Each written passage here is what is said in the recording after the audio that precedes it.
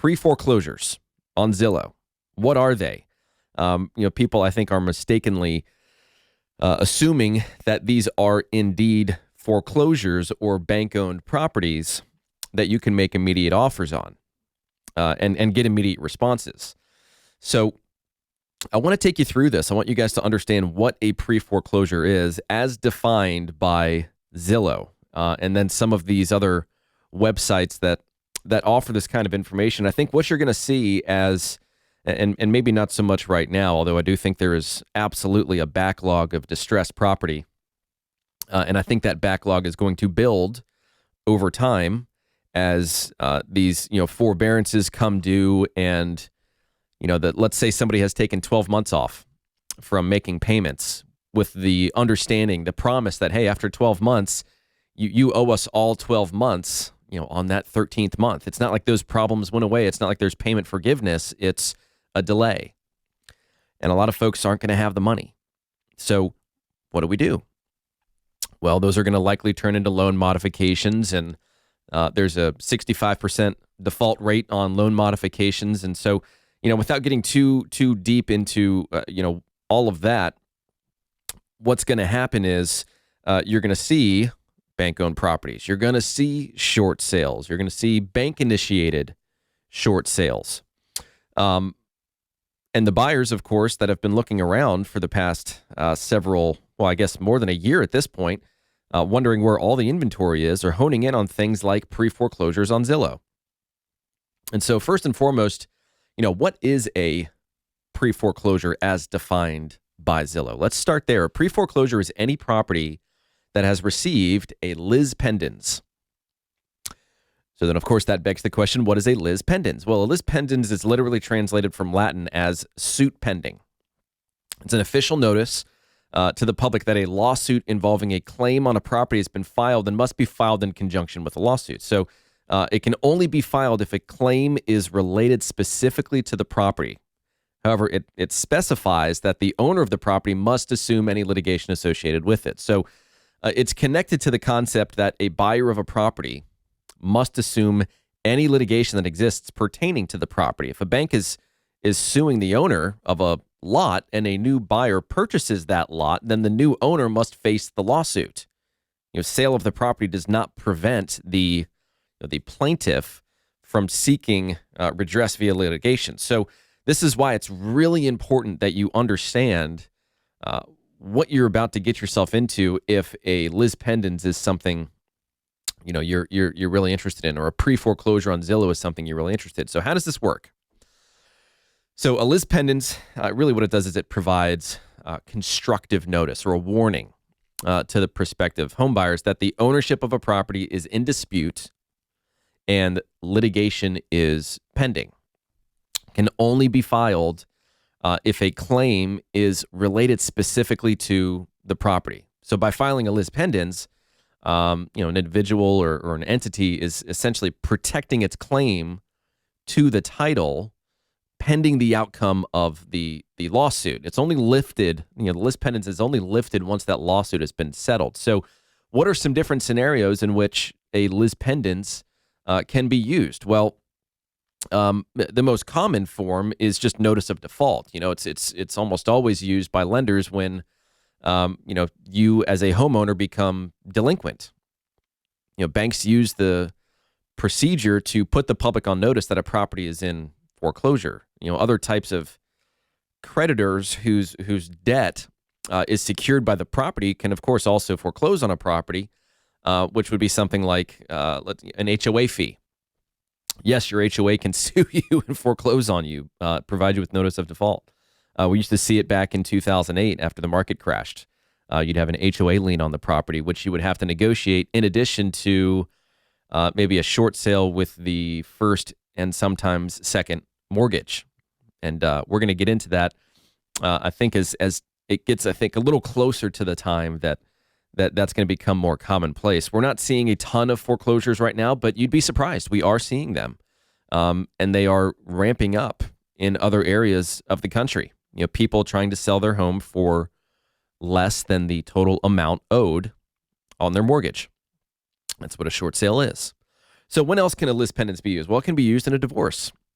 It's often filed in divorce where the distribution of real estate just hasn't been settled. It's common in cases where a property is listed in the name of one spouse and the other spouse says, hey, I own a portion of that. It's a marital asset, so it gets tied up in litigation. It could also be, and I've seen this before, the inclusion or exclusion of a purchase or sale of property. So let's say that buyer A and a seller enter into a contract, but the seller ends up selling it to buyer B.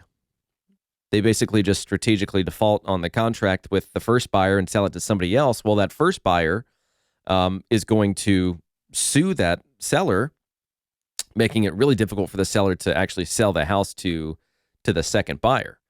And we don't need to get into the legality of all of that, but that's one way in which it can be used. We can also, we've already talked about how lis pendens can be filed for HOA or regime fees not being made.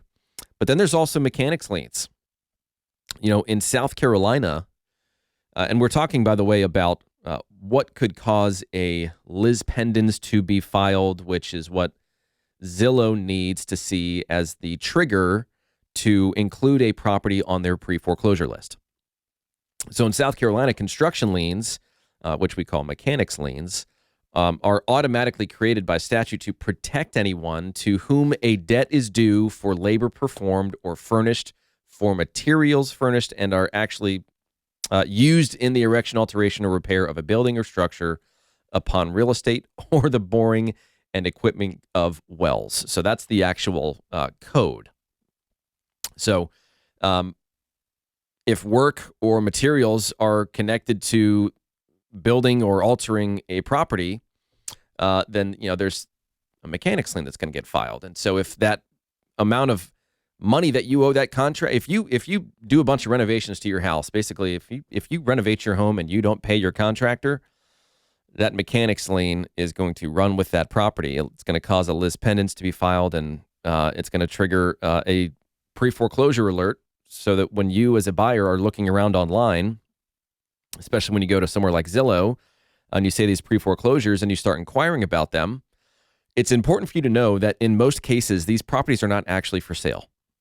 And as I just read, there are a litany of reasons why Zillow might lump them all together into what they call a pre-foreclosure.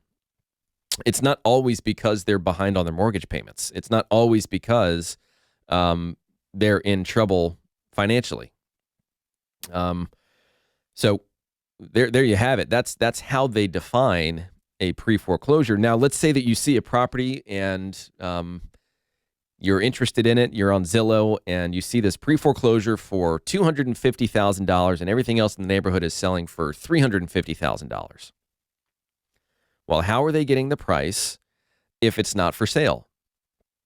It's a great question. Zillow has done a really good job of kind of protecting and holding secret the formula that they use to come up with their quote-unquote Zestimate, which is an entirely separate topic on how wrong Zestimates can be. Sometimes they're right. Most of the time they're wrong because they just don't have the information they need in order to accurately price a property. They don't know what the inside of that property looks like.